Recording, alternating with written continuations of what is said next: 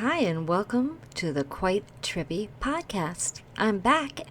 This is my first podcast this year. My goal is to have 3 a week, and so we'll see if I can do that. But I found an article on Q that's pretty comprehensive, and it was on Zero Hedge, authored by Deborah Franklin via The American Thinker. So I thought I would share it with you today. And please excuse me, this is the first time I'm reading through it aloud. So here I go. Oh yeah, wait. Welcome to the Quite Trippy Treehouse. This is my treehouse. I moved my offices, moved up into a treehouse. There's my stairs. And it's foggy out. So let's stay inside, talk about Q.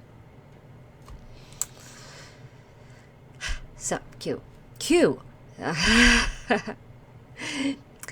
the ever-growing worldwide movement it's inspired have been the objects of fascination, mockery, and hatred, but of surprisingly little serious analysis. Q first appeared in October 2017 on an anonymous online forum called 4chan, posting messages that implied top clearance knowledge of upcoming events. More than 3,000 messages later, Q's created a disturbing, multifaceted portrait of a global crime syndicate that operates with impunity. Q's followers in the QAnon community faithfully analyze every detail of Q's drops, which are compiled here and here. Maybe they're talking about qmap.pub, and I don't know. I'll put some links in the description box to where you can find the posts.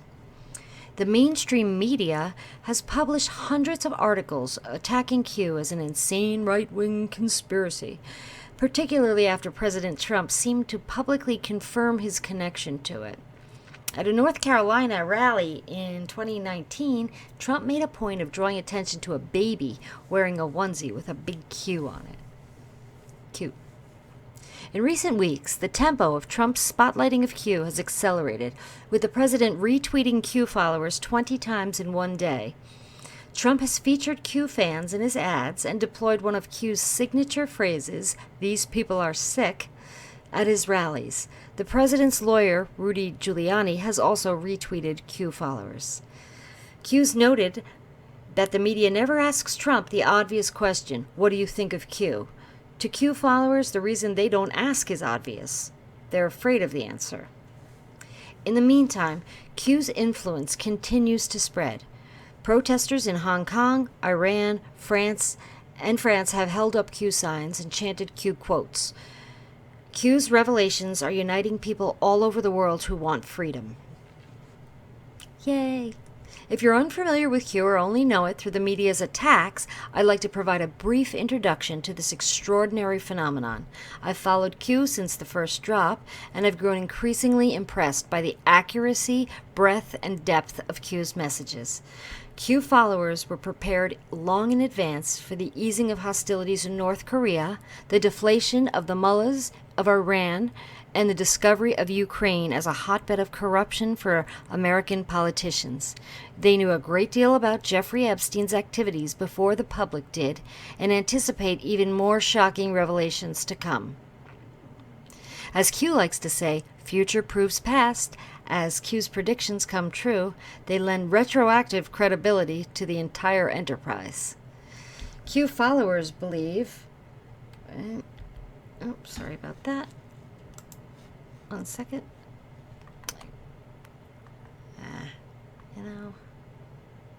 I'm sorry. Q's followers, I have a problem with my scrolling here. Q's followers believe that Q is a military intelligence operation, the first of its kind, whose goal is to provide the public with secret information. It's a psyop, a good psyop. Many Q followers think the Q team was founded by Admiral Michael Rogers, the former director of National Security Agency and former commander of U.S. Cyber Command. Some suspect that Dan Scavino, White House Director of Social Media, is part of the team because the highly The high quality of Q's writing has the luster of a communications expert.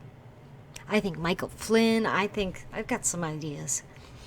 Q is a new weapon in the game of information warfare, bypassing a hostile media and corrupt government to communicate directly with the public. Think of Q as a companion to Trump's Twitter. Whereas Trump communicates bluntly and directly, Q is cryptic, sly, and subtle, offering only clues that beg for context and connection. Here's the way it works. Q posts messages, also known as drops or crumbs, on an anonymous online forum, which are discussed, analyzed, and critiqued by the board's inhabitants. The forum has changed a few times after massive online attacks. Hundreds of social media accounts then spread Q's latest posting to worldwide followers who share their research, analysis, and interpretations of Q's latest information. I've compiled a list of Q's most famous catchphrases and tried to put them into context. The Great Awakening. We're living in a unique time in which ordinary citizens around the world are collaborating to understand and expose the corrupt system that rules us. The system thrives on deception, and the overwhelming task of the Great Awakening is to penetrate its lies and reveal the truth. The first phase of the Great Awakening is heightened awareness of the deep state, the interlocking governmental entities that operate outside the law to expand their own power. Elections and popular opinion don't impact the ability of deep state to enforce its agenda.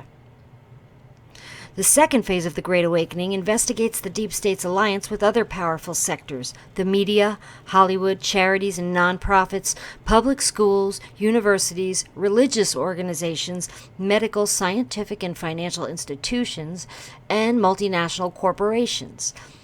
This phase can be painful as you discover that those you trust the most, in Q's phrase, are deceiving you. Beloved celebrities, religious leaders, doctors, educators, innovators, and do-gooders are all in on the hoax. The third phase of the Great Awakening is perhaps the most painful of all.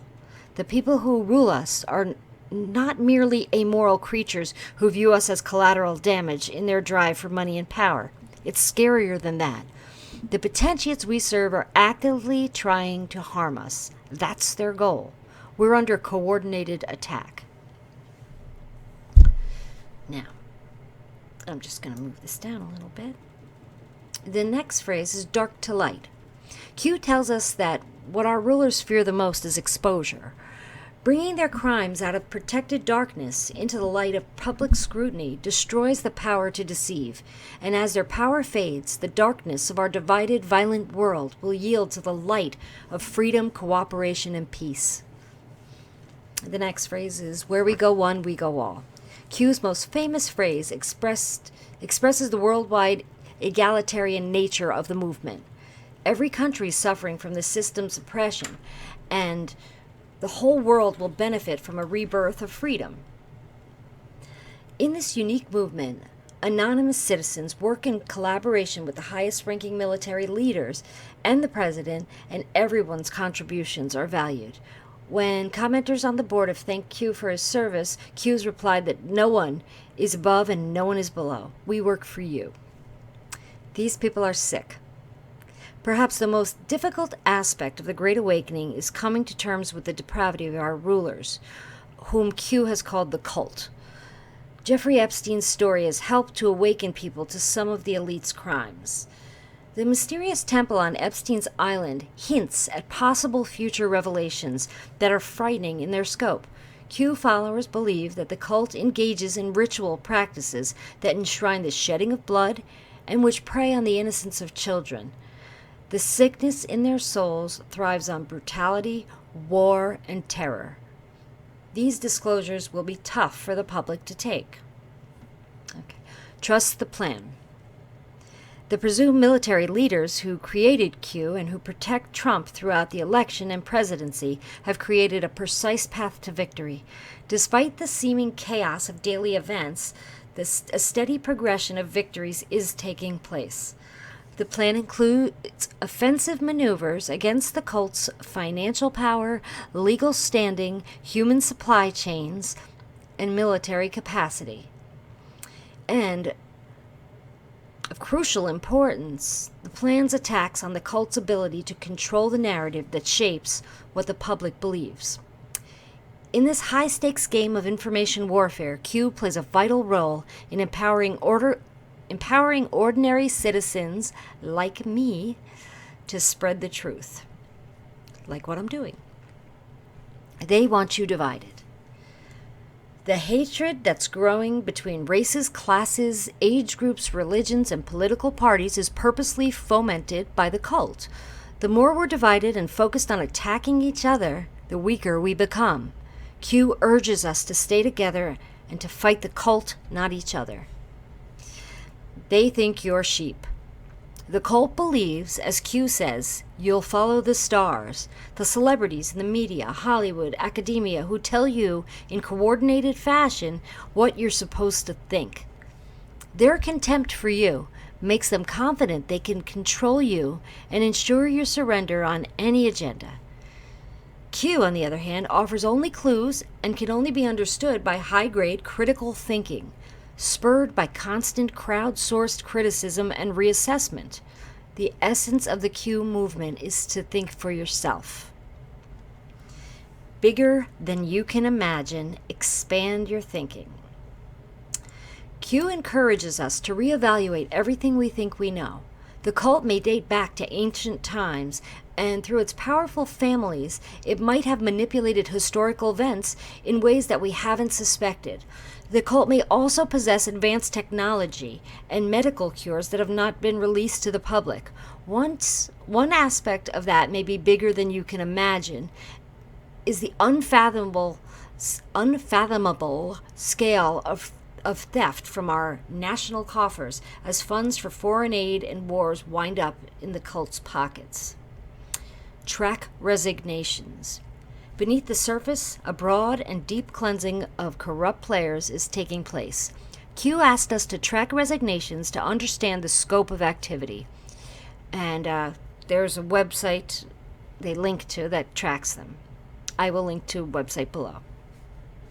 Resignations, retirements, and unexpected deaths from major players in politics, media, charities, and corporations all point to possible deals being made quietly without the public fanfare of arrests. For me, a notable resignation is Eric Schmidt's abrupt exit from Google, which received little media attention. Schmidt resigned on December 21st, 2017, the same day that President Trump signed an executive order declaring a national emergency related to serious human rights abuse and corruption around the world. Further context for Schmidt's resignation may be inferred from a photo of him in North Korea, apparently in an advisory role. Standing next to him is Bill Richardson, former governor of New Mexico, in the state in which Epstein had a secret ranch.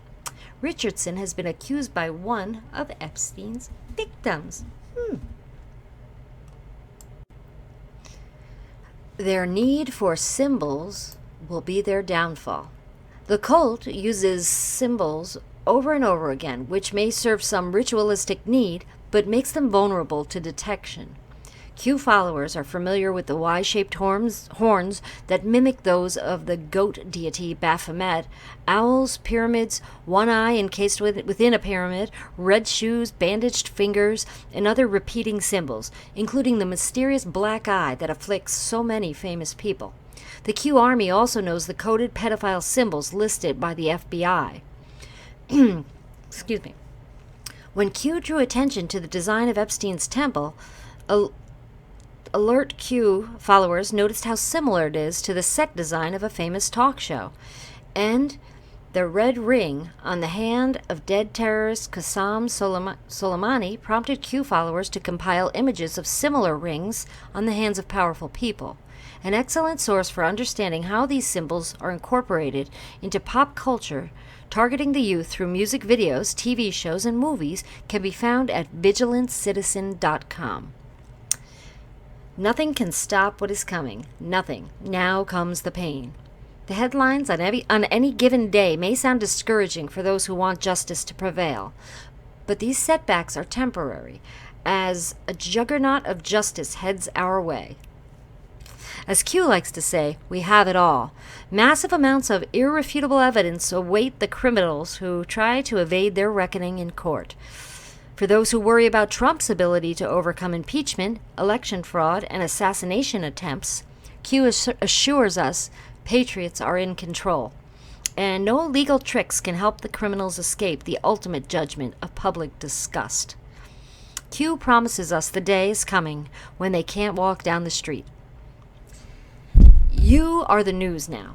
The fake news decried by President Trump is losing credibility and audience by the day. Q has exposed the 4 a.m. drops that provide the daily talking points to media personnel so they can all parrot the same propaganda.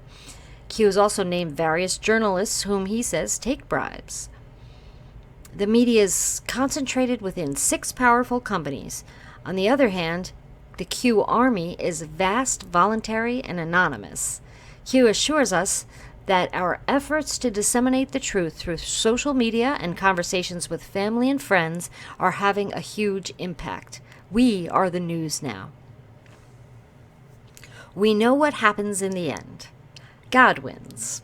Many times, Q has asked us to pray. He's quoted the famous biblical lines of Ephesians 6:12. For we wrestle not against flesh and blood, but against principalities, against powers, against the rulers of darkness of this world, against spiritual wickedness in high places. We're living through monumental times. It's comforting that Q believes that if we work together, God wins. So, I thought that was fantastic, and I hope if you're new to the movement, it helped you. I will put some links in the description box below of places where you can find not only the Q posts, but the resignation trackers and some, they've got pictures of all the players right now that, all the government players in Hollywood that are good, bad, and ugly. And, yeah, so that's my podcast for today. And, I will be back, hopefully by the end of the week, with another podcast. And I will see you next time. Have a great day.